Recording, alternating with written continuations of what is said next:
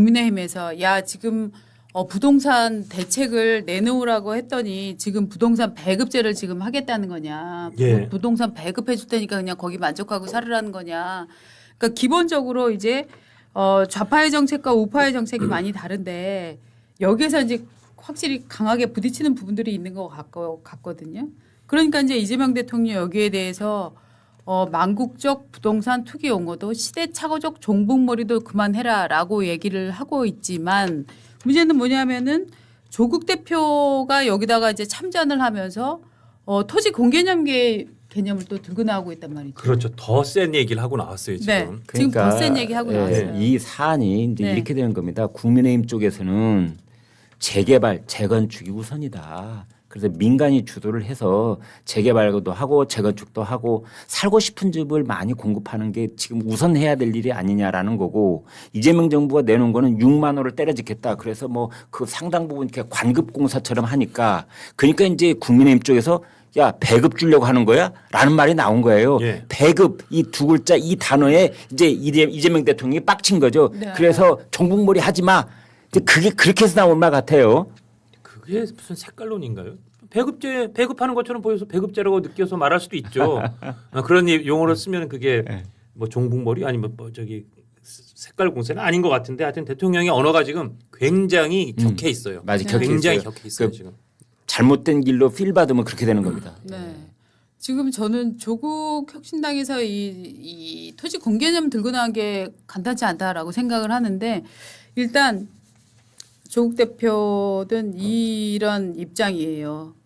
그러니까 이 부동산 대책 요거 하나하나 하는 걸로는 대책이 안 선다. 이거 대응 안 된다. 결국은 부동산 공학을 해체를 하려면 아주 근본적 처방을 내려야 되는데 그러려면은 일단 토지에 대한 개념을 재정립을 해야 된다라고 하면서 기본적으로 이미 토지 공개념이라는 게 우리나라에 전혀 없는 개념도 아니다. 이미 앞서서도 우리나라에서도 일종의 지금 토지거래 허가제 자체가 어떻게 보면 토지 공개념 개념이 그렇죠. 많이 들어가 있는 대표적인 거잖아요. 공개념이 예. 그린벨트죠. 그렇죠. 그다음에 또 그린벨트도 그린벨트 토지- 들어가 네, 있죠. 네. 그다음에 또 요런 부분들이 있기 때문에 과거에 노태우 정부에서도 뭐 택지 소유 상한제 뭐 이런 것들 여러 가지 시도를 하다가 이제 그때 좌절됐었는데 이번 참에 완전히 해야 된다. 그러면서 어떤 얘기를 하냐면 이거는 내가 새롭게 얘기하는 것도 아니다. 2018년에 이미 이재명 대통령도 얘기를 했었다라고 얘기를 합니다. 네. 우리가 여기서 하나 이제 분명히 짚고 넘어가야 될 것이 조국이라는 사람은 마이크에다 대고 나는 사회주의자다라고 말한 바가 있는 사람입니다. 그렇습니다. 그래서 조국이 가지고 있는 생각은 이제 토지 공개념이 아니라 그 이상 것도 나중에 앞으로 나올 수 있을 거라고 봐요. 토지 공개념이라는 건 뭐냐? 기본적으로 말하면 이런 겁니다. 어떤 땅이 있을 때 그 땅에 대한 소유권은 국가 구성원이 공동으로 갖자. 그러니까 다른 말로 하면 국가가 소유하는 걸로 하자. 단 개개인에게는 사용권을 주자. 이걸 지금 하고 있는 나라가 중국이에요. 그래서 중국이 그걸 하고 있는데 우리도 그렇게 해야 하지 않을까라는 뉘앙스로 이미 추미애 의원이 한번 말한 적이 있습니다. 그렇습니다. 예. 이제 2017년. 그런데 네. 그러면 이게 토지 공개념이라는 건 뭐냐. 지금 조국 혁신당이 이거 오래전부터 얘기를 해왔어요. 그런데 여기서 왜 오늘 뉴스가 되냐면 지금 토지 공개념의 개념은 잘못하면 역풍을 맞을 우려가 있으니 합당 이야기가 나올 때 이야기는 좀 하지 마라. 지금 우리 민주당은 중도 실용으로 가고 있는데 토지 공개념은 극좌적인 개념인데 조국 혁신당이 과거에 그런 얘기를 해왔더라도 지금 이 국면에서는 좀 조용히 하고 있어라. 그런데 조용하기를 한 방 먹이는 것처럼 어제 바로 무슨 뭐 공청회 비슷한 거 가져가지고 또 한 번 강조를 한 거예요. 맞아요. 조국이. 그러니까 완전히 엿먹어라 이거지. 네. 나는 내 목소리 낼 테야. 지금 그래서- 이래가지고 시끄러운 거예요. 이래가지고. 그래서 지금 합당을 추진하는 사람들 쪽에서도 어떤 네. 본론 소리가 나오냐면 이번도 그렇고 그전도 그렇고 조국 대표가 좀 눈치가 없다. 예. 이 타이밍에는 잠깐 좀 쉬어가야 될 얘기를 그렇지. 자꾸 그냥 눈치 없이 내뱉어서 물론 그게 본인은 원칙이라고 생각해서 내뱉을 수 있지만 타이밍과 그러니까 소위 그 TPO에 안 맞게 눈치 없는 얘기를 너무 많이 한다고 해서 되게 답답해하는 사람들이 있어요. 그러니까 지금 서울시장에 출마하려고 하는 정은호가 됐든 뭐 그다음에 또 뭐 누가 됐든 아무튼 이제 민주당 쪽에 있는 서울시장 후보들은 한강벨트에 있는 유권자들 표도 얻어야 되겠는데 예. 이때 자꾸만 토지 공개념을 부르짖고 있는 조국당하고 합당을 해버리면 어떻게 되겠어요? 그 표는 기대하기가 어렵게 되는 거지. 그 속이 타는 거예요 지금. 그런데 여바란 듯이 조국은 이을 하는데 제가 볼 때는 조국이 그런 생각이 전혀 없느냐? 있어요. 다 알아. 예. 그런데도 뭐냐?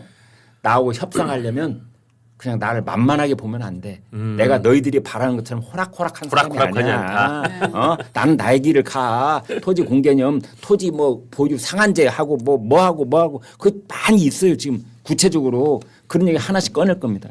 신토지 공개념 입법 추진단 출범식 및 토론회였거든요. 어제 그렇습니다. 행사가. 예. 신토지 공개념. 저는 이거가 사실 간단한 거라고는 안 봅니다. 왜냐하면은 이미 토지 공개념 개념은 저 이재명 당시 이제 경기지사도 상당히 얘기를 많이 했었던 거예요. 물론 얘기를 뒤집는 경우가 많이 있습니다만 2018년 9월 11일 기사를 보겠습니다. 제목이 이겁니다. 경향신문 이해찬 이재명 토지 공개념 실체 만들고 실현해야 합니다. 그래서 요 수원에서 경기도청이죠. 여기서 예산정책협의회에 이제 그 이해찬 당시에 더불어민주당 대표가 들어옵니다. 예. 들어와서 뭐라고 얘기했냐면 토지 공개념을 개념을 도입한 게 90년대 초반인데 20년 가까이 공개념의 실체를 만들지 않았다. 토지가 제한적으로 공급된다. 토지가 공급이 안 되니까 집값이 폭등하는 구조다. 이걸 극복하려는 종합 대책을 중앙정부가 모색 중이다. 부동산 불로소득을 줄이고 이로 인해 생긴 이익을 환수하는 헌법상 토지 공개념 개념을 실현하는 게 중요하다. 뭐 이런 얘기를 이재명 과 이해찬 이 두 사람 사이에 오고 간 얘기들을 제가 지금 전해드리는데요. 예. 들으면 어떤 느낌이 들으세요? 자, 토지 공개념을 90년대에 갖고 들어왔는데 실제 개념을 만들지 못했다. 그래서 이제는 집값이 폭등하는 구조니까 이거에 대한 근본적인 처방을 내놔야 된다. 헌법상 토지 공개념 개념을 실현하는 게 중요하다. 저는 이런 것들은 갑자기 나온 발언은 아니라는 생각이 들고요. 좌파에서 오랜 동안 이제 토지를 누구에게 귀속시킬 것이냐가 중요한 문제였는데 저는 건너가는 개념으로 이 토지 공개념이 앞으로는 굉장히 구체적으로 구현이 되어서 일종의 지금은 종합부동산세가 나오지 않습니까? 예. 땅에 대한 것과 건물에 대한 세금이 같이 나오는데 저는 일정 부분 땅에 대한 세금들을 더 강화하는 방안들을 새로 가져가지 않을까라는 느낌이 들어요. 그러니까 지금 여기서도 이해찬 이재명 그 네. 기사, 그러니까 이해찬 총리가 이렇게 갑자기 세상을 떠난 것도 지금 소위 친명 비명, 네. 친명 뭐 범친문 이 세력 간의 간극을 더 넓히는 거에도 영향을 끼친다고 생각하는 게 사실은 이해찬이라는 사람이 이해찬이라고 하는 양쪽에서 누구도 무시할 수 없는 좌장 같은 사람이 이재명이라는 사람은 손을 잡고 중앙 정치도 데리고 와서 대통령까지 시켜줬었고 그렇습니다. 그래서 이재명 대통령 욕하려고 하는 친문에 대해서도 야야 좀 그만해 괜찮아 그러면서 이재명 대통령 데리고 야, 토지 공개념도 하자 그랬고 이재명 대통령도 당시에는 할 수 있다고 얘기했지만 전 근본적으로 이재명 대통령은 그렇게 그 소위 좌파나 그런 그 사회주의적 내지는 진보적인 사상을 아주 강하게 공유하는 사람은 아니라고 저는 생각합니다. 네. 그래서 이재명 대통령은 사실 토지 공개념을 그렇게 강하게 하고 싶은 생각은 없다고 보는데 이것도 지금 소위 이 친문 조국 이쪽에서는 아니 우리의 정신은 원래 토지 공개념 이쪽이지 해서 이재명 대통령이 오히려 당의 이런 뭐 합당을 하거나 그래서 정청래 뭐 조국 이쪽이 합당을 해서 당을 완전히 거머쥔다면 그쪽으로 끌려갈 수 있겠다. 왜냐하면 민주당은 원래 그런 맥이 있었으니까 그런 걱정 내지는 그런 우려는 좀 듭니다. 토지 공개념 이거는 이제 구체적으로 입법례를 찾아보면은 유언 심판 받은 적이 서너 번 있었어요. 그렇습니다. 그래서 이거는 사실은 개헌을 하지 않으면 매우 위험한 입법례가 계속 남을 수밖에 없는 개념이거든요. 택지 소유 특히 상한법 이런 거는 위헌 네. 판결을 받았었어요. 네, 헌재에서. 그러니까 우리나라는 자유민주주의, 자유시장 경제를 그 바탕으로 하고 있고 국민의 재산권, 소유권 이걸 철저하게 인정하고 있는 나라인데 거기에 대해서 자꾸 제한을 두는 것. 사실은 토지거래 허가제도 이거 유연적 요소가 있다고 주장하는 사람들이 많거든요. 그렇죠. 그렇습니다. 이제 그런 내용들이 자꾸 쌓이다 보면은 이건 한번 언젠가 터질 가능성이 있는 건데 지금 뭐 농지개혁하는 것도 아니고 뭐 재산을 몰수해가지고 다시 논아주는 것도 아니고 이게 한 발짝 잘못 나가면은 이게 바로 지금 사회주의 하자는 거야? 라는 말이 아니 나올 수가 없는 거고 그걸 우리 인접 국가인 중국에서 이미 하고 있는 것 아닙니까? 예, 그렇습니다. 이제 그런 거에 대해서 여러 가지 우려가 있는데 그러나 그런 것 아랑곳하지 않고 조국 땅은 나의 길을 간다. 이제 그래가지고 지금 앙앙불락하고 있는 거죠. 민주당 쪽에서. 저는 근데 이런 생각은 들어요. 지금 이재명 정부에서는 부동산 가격을 낮추겠다. 정말 거의 부동산 투기하려고 하면 폐가망신시키겠다라는 분위기를 풍기고 있는데 그럼 세금은 어디서 걷죠? 세금은요. 네. 세금은 뭐 나라 빚을 좀 내면 되죠. 사실은 저는 그래서 어떤 분들은 그렇게 얘기해요. 지금 좌파 정부가 부동산을 정말 못 잡은 게 아니다. 안 잡은 부분도 있다. 왜냐하면은 세금을 결정적으로 더 올리려고. 부동산 세수가 굉장히 중요한데 지금 어차피 좌파 정부는 큰 정부를 지향하기 때문에 예산이 많이 들어가는데 그걸 다 돈 넣어서 끌어올 것이냐? 물론 법인세 이런 데서도 많이 끌어올 수가 있겠지만 저는 그렇다라고 하면은 부동산 가격을 떨어뜨리면서 세수를 확보하는 방안은 저는 토지분에 대해서 따로 개념을 아예 분리해가는 방식 같은 것들을 저는 전혀 고려하지 않을 고려할 수도 것이다라고 있겠다. 아, 그럼요. 생각은 안 해요. 강유정 대변인이 네. 그랬어요. 보유세 최후의 수단인데 고려하고 있다. 그렇게 말을 했거든요. 이제 보유세 하고 양도세 이제 이것이 양손에 쥐고 있는 칼인데 왼손에 그 양도세 칼이 먼저 있어서 이거 지금 막 휘둘러 왔는데 효과가 없으면은 오른손에 쥐고 있는 보유세 칼 휘둘리겠다는 거 아닙니까? 이제 그런데 이 두 가지가 한꺼번에 존립할 수 있느냐? 이거는 시장을 그야말로 완전히 시베리아 벌판처럼 얼어붙게 만드는 것이다. 그러면 부동산 시장이 꼼짝도 할 수 없는 거예요. 양도세가 낮아지든 보유세가 낮아지든 그래야 부동산 시장이 숨통을 트이고 움직일 수가 있는 건데 대출은 묶어놓고 전세도 못 나간다. 전세 갭 투자도 안 된다. 뭐 실거주자만 거래를 할 수 있다. 이렇게 되면 거기다가 보유세와 양도세를 양쪽을 다 묶어놓는다. 도대체 나는 이재명 대통령한테 물어보고 싶어. 거기 탈출구가 뭔지. 그러니까. 뭡니까? 거기에서 나갈 수 있는 탈출구가. 그래서 아까 말씀드린 손발 다 묶어놓고 빨리 이러고서 도망가라고 할 때 너 마지막 기회야. 마지막 기회인데 도망가라 그러면 네 팔 자르라고 도망가. 팔을 잘라라. 그러거나 지금 또 일각에서 나오는 얘기는 그런 지적에도 일리가 있으니까 한시적으로 좀 토지 허가제를 뭐 유예해주거나 아니면 그 양도세 혜택을 조금씩 해서 퇴로를 만들어주는 디테일을 지금 뭐 정부 쪽에서 검토하고 있다. 그런 말은 있어요. 그래서 네, 한시적으로. 민주당에서 무슨 얘기가 나오냐면은 5월 9일 이전에 계약만 해도 양도세 중과를 안 하겠다. 그 전까지는 5월 9일까지 잔금을 치러야만 중과를 안 하겠다 그랬거든요. 처음에는. 네, 계약만 해도 예. 근데 이제 지금은 계약만 해도 그거는 이미 대통령이 한번 밝혔던 얘기인데 예. 플러스 그때는 하여튼 뭔가 토지거래 허가를 살짝 풀어줘서 뭐 이를테면 그 전세 입주 끼고 하는 것도 할 수 있게 해준다든지 그렇지. 아니면 뭐 그렇지. 세금 혜택을 조금 뭐 이렇게 잠시라도 낮춰준다든지 그렇지. 해서 도망갈 수 있는 숨구멍은 좀 터주는 네. 그런 정책 아주 소규모의 정책 그 수정안은 검토하고 있다는 말이 있어요. 검토하고 있다. 그래서 예. 이제 갭 투자도 순간적으로 좀 풀어주자 하면 이제 다시 도루묵이 되는 거고 뭐또 그런 그게 이제 걱정이 문재인 있겠죠. 때 재판이 되는 거예요.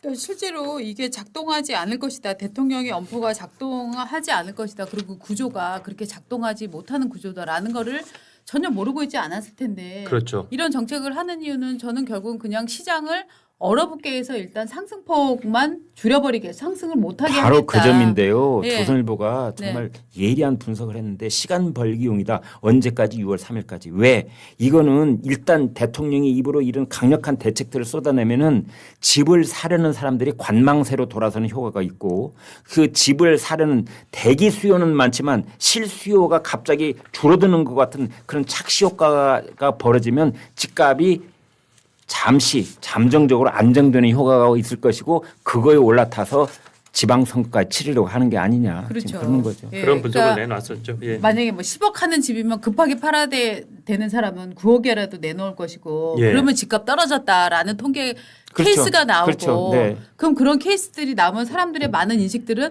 아 집값이 엄청 폭락했다며라는 입소문이 퍼지는 그렇죠. 거고 그러니까 매물 호가가 이제 네. 떨어지는 매물 호가가 맞습니다. 나올 거예요. 개포동에 4억 떨어진 매물 호가에 대해서 뭐 이재명 대통령이 그 링크를 달았다면서요. 근데 이런 것들이 이제 몇 개 나올 가능성이 있는 거거든요. 그렇습니다. 아무튼 예. 설 전까지 좀 움직임을 봐야 될 것 같아요. 오늘 한국일보 분석에서 왜 이렇게 대통령이 엄포를 놓느냐 원인을 그렇게 봤어요.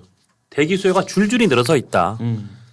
거기에서 그 한국은행 그 저 주택 가격 전망 소비자 동향 지수가 124래요. 1월 달에. 근데 이게 2021년 10월 부동산 가격 급등기였던 125 이후로 가장 높은 그러니까 그 5년 만에 집값 오를 거라고 다 5년 만에 예. 가장 네. 높아진 거죠. 그렇습니다. 그게 학습 효과 아닙니까? 1년 뒤에 집값이 오를 거라고 배팅하고 그렇게 보는 대기 수요 그런 사람은 집을 빨리 살려고 하겠죠. 네. 이게 지금 막 늘어서 있다는 거. 그게 이제 문재인 정권 후반기거든요. 예. 그런데 윤석열 정권 들어와서 좀 잠잠했다가 이재명 정권 때 보니까 문재인 때 들었던 말이 계속해서 나오네. 그러니까 이제 주택 수요와 관련된 소비자 동향 지수가 124로 갑자기 5년 만에 또 신고가를 찍은 거예요. 거기다가 공급은 아무리 정부에서 뭐 거의 그 쥐어짜듯이 해서 영끌하듯이 해서 공급한다 그래도 보안이 공급 잘 안 되겠네. 태능 언제적 태능이야. 과천 난리 났던데 주민들 난리 났던데 공급도 안 되겠네. 공급은 미래의 약속 어음이고 지금 양도세 중과는 지금 뺏어가는 현찰이고 이제 그런 거죠. 그래서 공급 자체도 뭐 영 불통해 보이고 예. 그렇습니다. 어음도 이제 이게 뭐 제대로 지급될 어음 같지가 않으니까요. 네. 예. 그러니까 지금 전월세 시장까지 흔들리면서 심리가 저렇게 아주 그러니까 상승 쪽에 배팅하는 분위기니까 어떻게든 대통령이 말로라도 이걸 발목을 잡아두자. 그래서 선거 때까지 어떻게 집값이 얼음땡. 자 동작 그만 이거라도 하려는 거라는 게 이제 조선일보 분석인 겁니다. 아니 지금 20, 30대 사람들 중에서 집값이 안정화될 거라고 보는 사람이 뭐 10%가 안 된다고 그러잖아요. 그러니까 지금. 어제 배종찬 소장이 네. 그러셨었죠. 예.